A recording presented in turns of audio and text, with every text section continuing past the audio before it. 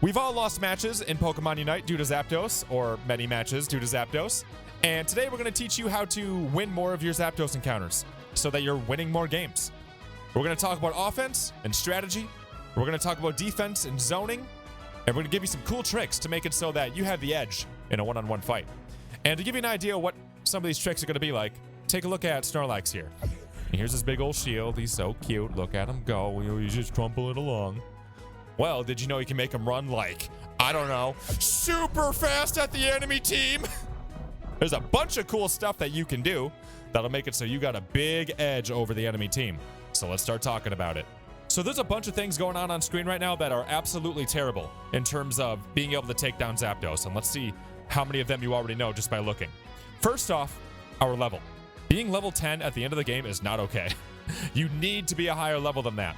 Now I have a video about solo queue, but one of the big tips is you need to make sure that throughout the game, you are securing these Dreadnoughts. If you are not doing that, you're going to lose at the end of the game. Make sure that if you're in the top lane, you rotate down to kill the turtle. If you're in the bottom lane, go get the turtle. If you're a jungler, go get the turtle. Dreadnought is probably the most important thing in your Pokemon Unite matches in terms of being able to consistently win. And one of the good things about what's going on right now, though, is Garchomp. Garchomp is really good at taking out things like Dreadnought. Once he gets swinging, oh man, can he bring it. Look at him just melted. Even at level 10, he can solo Dreadnought like a champ. So I would recommend that you are at least level 12 come Zapdos time, preferably level 13 or 14. But what else is currently wrong with this screen? Zapdos is finally here, but one thing I see is that nobody on the enemy team is dead right now, and we don't know where any of them are. That's a big problem. You need to know where the enemy team is. So make sure you're checking these bushes, because a lot of times people like to hide in the bushes and get a snipe off. And let me tell you, there's a lot of times where if you don't check, well, look at that. There's a Pokemon in the bush. You need to check your bushes. People love to hide in these things. I know you love to hide in them. So does the enemy team. They love to hide in these ones, and they also love to hide in these ones up here. And even though they can't see Zapdos, they can see Zapdos. Because if you press L on your controller, you can scroll anywhere across the map. And if Zapdos is fighting anyone, here, let me turn this back on, and he'll probably go ahead and attack him. You can see Zapdos getting attacked even if you're not within range of him. Even if your teammates aren't within range of him. You can see he's taking damage right now. He's actually taking a lot of damage. Holy crap, computer. Zapdos will take damage, and you'll see him fighting, and you'll be able to see how far along his health is.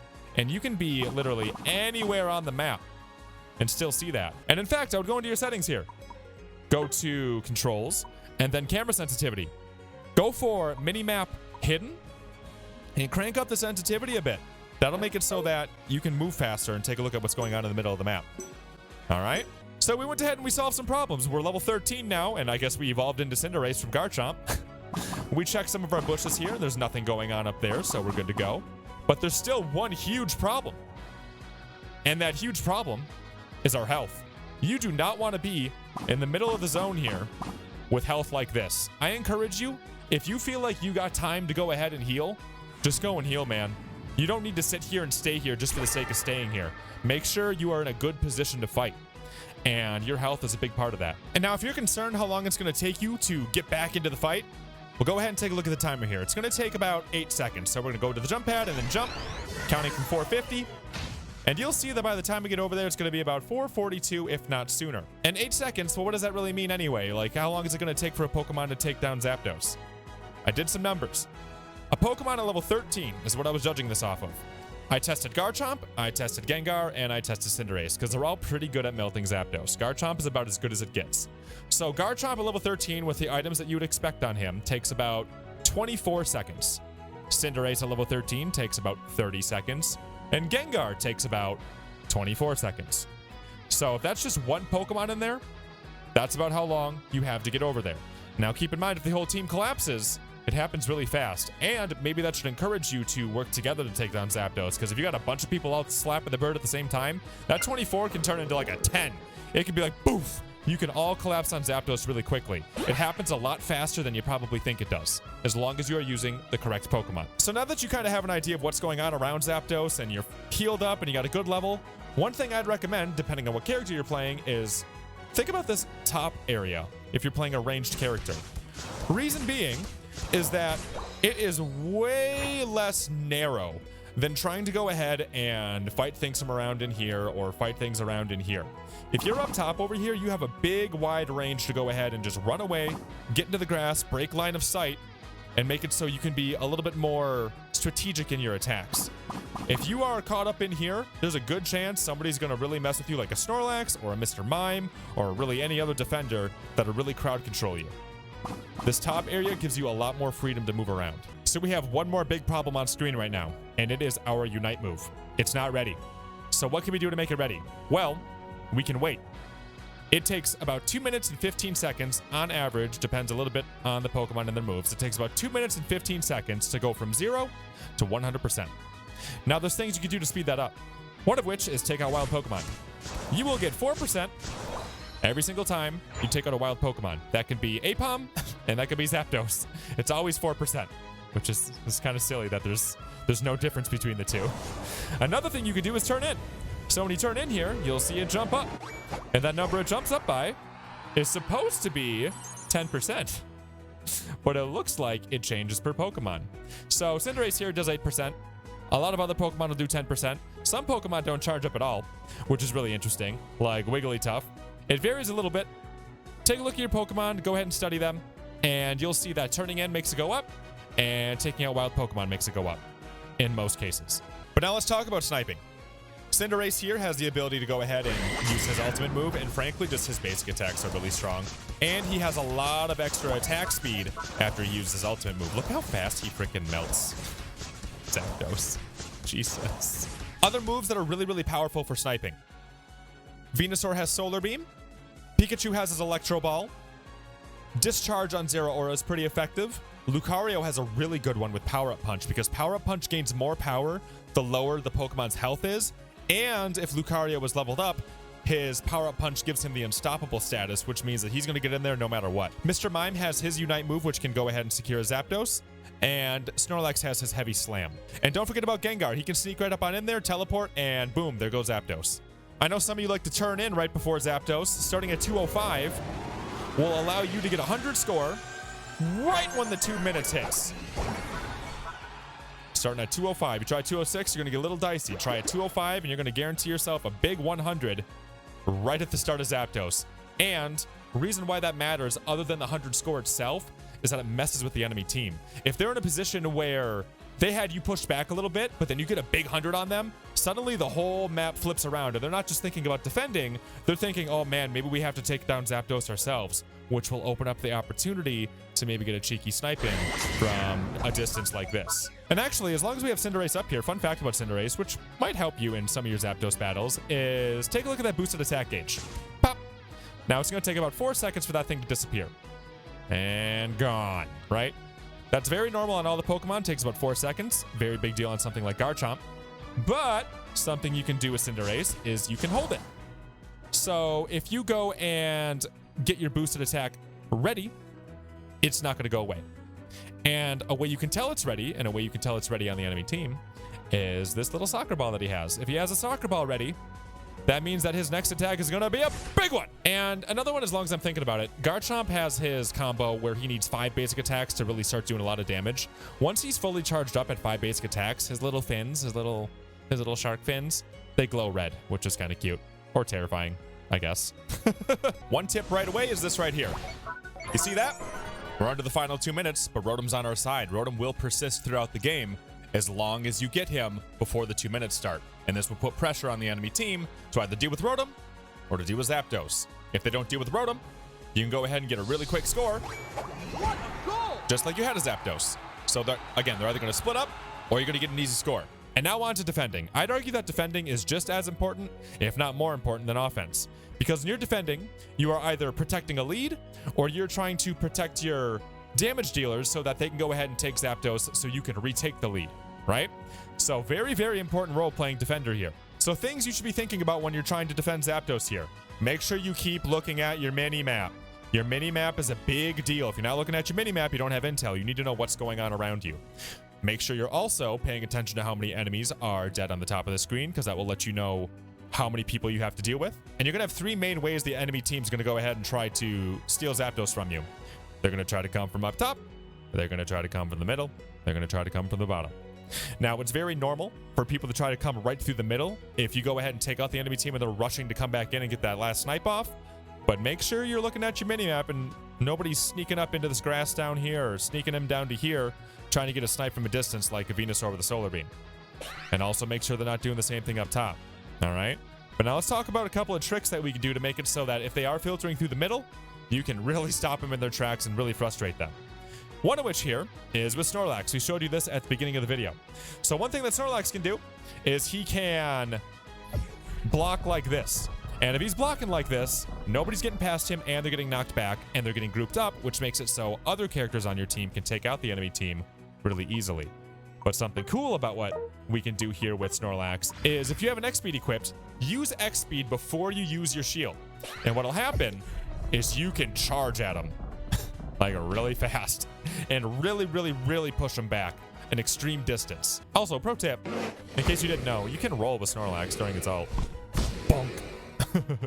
Another character who's really good at this is Mr. Mime. So Mr. Mime has these barriers and ain't nobody getting past these barriers. Pro tip, by the way, Wigglytuff will bounce off of these barriers if they try to roll at you. I know there's a bunch of Wigglytuff mains right now. Wigglytuff will bounce right off this thing. It's perfect. And your teammates can walk through it in case you want your teammates to go ahead and attack the enemy team. But you can go ahead and put a shield right here, and you'll notice that the shield will last longer than the cooldown. So you can go ahead and just be ready to go ahead and cast another one before the other one goes away. And you can just keep pushing people back or keep resisting people as they try to come forward. Another thing you can do is if you are running out of shields and you've used up all 3 of your stock, you kind of got to feel for how long this is going to last. Well, then Mr. Mime's Unite move can just go BAM!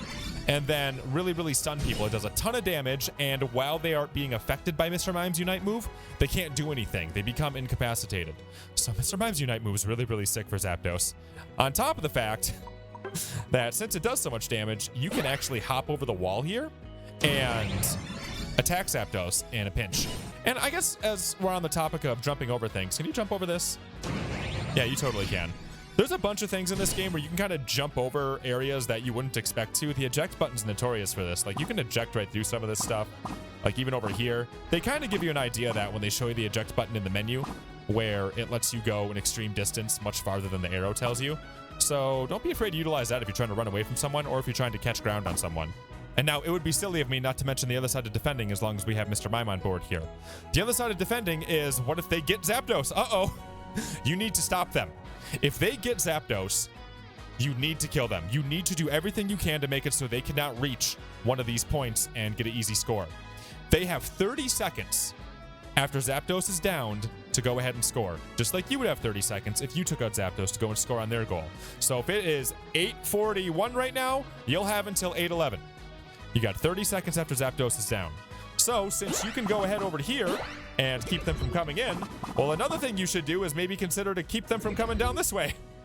Because anything you can do to stop them from getting close, that is your job. You cannot let them score. Also, this area over here, the center area, will open up if they take out the 2 closest zones or one of the 2 closest zones. So this is also another area where you can go and stuff a shield to try and stop them. And how long is it going to take them to go ahead and get over to one of those points? That's another thing we should talk about in this video. Well, it's pretty normal for someone to go ahead and just get done using their Unite move, so let's go take a peek. As soon as my Unite move's done, okay, I'm running. And it was 7:46. How long is it going to take for them to get over here? It is only going to take like, maybe 8 seconds. All right? So if it takes them 8 seconds, that means that's about 22 seconds that you have to stall them. Or it could be a little bit longer if they don't have any mobility or a cool Unite move that they just used.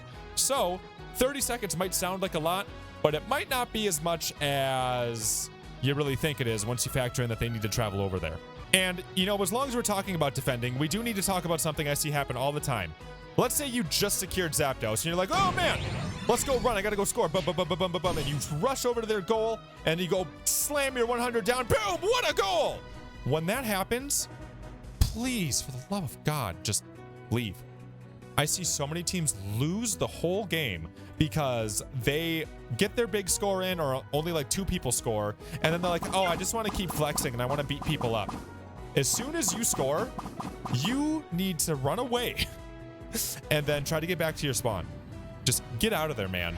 Don't fight, because if they kill you, you're going to be down for about 30 seconds, which is, again, it only takes 5 seconds for them to score 50 points. You'll be down for 30. So make sure you are doing anything you can to come back and defend. And something I like to do is I like to sit on the jump pad here, and then I can jump to any of these points. I can jump to this one, I can jump to this one. If they come center, well, I haven't jumped yet, and then I can come forward and defend the point. All right? And now let's say it's a little lopsided because these things only go ahead and jump up to the first zone out. Let's say you have 2 zones out on one side. Well, run up to this next zone, and if you're the only one defending, go ahead and keep doing this. That way you can stay here if somebody comes up, but if somebody does come down to the bottom lane, well, then suddenly you can jump back and then be like, okay, I'm gonna go get you. All right? So that allows you to defend a far point and then also lets you have the flexibility to come back and defend a close one. See, just go ahead and just keep resetting this. Nobody shows up, or if they show up somewhere else, go ahead and let it go. A cool trick that Wigglytuff has is you can use rollout and you can just bounce back and forth in this area over and over and over again. This is really good at securing people. Wigglytuff can bounce back 6 times. Boom, boom, boom, boom, boom. Back and forth 6 times, which wastes a ton of time on the enemy team. And really what you can do is you can combo, you go slap, slap, slap, slap, slap, slap, slap, and then do one of these. And then go ahead and slap, slap, slap, slap, slap, and you're gonna do a bunch of damage to the enemy team. So I keep talking about the ideal scenario of you already took out the enemy team and you're just trying to keep them from coming back. But what about before that, where you actually have to take out the enemy team first? What do you do? What do you do to make it so you can actually win that team fight? Well, outside of making sure you're leveled up, one thing you really need to do is pick your targets. Some Pokemon are just more dangerous than others, and some are easier to take down than others. So typically those go hand in hand. More dangerous also means easier to take down. So make sure you pick your targets. For example, Venusaur here. Venusaur can go ahead and snipe Zapdos, can do a bunch of damage to our team. He could be a big threat if you're not careful. So in this scenario here, I'd be like, oh God, Venusaur's here. I gotta make sure I take him out. And Slowbro is actually uniquely good at really singling out a specific target. So take a look at how much we can really just lock this poor Venusaur in place. You can do one of these, and then do one of these, and then one of these, and then one of these. Like, you can really hold someone in place with Slowbro. So if you're doing this, somebody on your team is going to help you out, and whoever you ended up targeting is going to be in a lot of trouble. So if you pick a good target, somebody who could have really hurt your team, that can flip the entire tide of a battle if you just completely immobilize somebody who's trying to attack you. Now, on the idea of who you should actually go after. Typically, what you want to do is you want to go after the people who can hurt you the most. So that's going to be your damage dealers. So Venusaur, Pikachu, Alolan Ninetales, Greninja, Cinderace, Cramorant, Gardevoir. A theme that they all have is they all do a ton of damage, and they're all really squishy. They have low defense and they have low HP compared to the other Pokemon. These guys are a really good thing to try to take out. On top of that, the speedsters are up there too. Gengar, Zeraora, Absol, and Talonflame all have pretty low health. I think Gengar has more than the rest of them, but they're pretty easy to take out, and more importantly, they do a bunch of damage to you, so you want to take them out if you can. When you're playing Lucario, your job is to power-up punch somebody who's in the back line and just demolish them. Characters you want to stay away from trying to take out. Don't blow everything into a Snorlax or a Crustle or a Slowbro, because they can eat it. They're made for it. If you're doing that, you're losing battles because of it. Make sure you are focusing on who can hurt you the most. The defenders, they are made to take hits. The attackers are not. Wigglytuff and Mr. Mime, they both have a ton of health and defense. Eldegoss is tough because it's a healer and it keeps everybody else alive. If you can take out Eldegoss, that's awesome. There is an item I really recommend for the end of the game as well, and that is Buddy Barrier. Buddy Barrier makes it so that when you use your Unite move, you get a big shield, and also another Pokemon on your team who's low on health gets a big shield. This is a really, really, really big deal to keeping your team sustained, keeping you alive, making it so you're the last one standing at the end of everybody's Unite move going out. Buddy Barrier is good on any Pokemon. It's better on some than others, but it's good on any Pokemon. Let me know what other tips you guys got. I'm sure I missed some things. I'm sure there's things that I know that I'm forgetting to put in the video. Let me know what tips you guys have in the comments down below. If these videos have been helping you, I got a bunch of stuff up on the channel. How to get through solo queue, super in-depth guides with numbers on some of these Pokemon here. We do streams with viewers, all sorts of stuff for Pokemon Unite. So if you like any of that, consider subscribing to the channel. We also stream every single night on twitch.tv/SwingPoynt. I'd love to see you guys over there. And with that, thank you so much for watching. Good luck in your battles, and I'll see you in the next video that we do around here.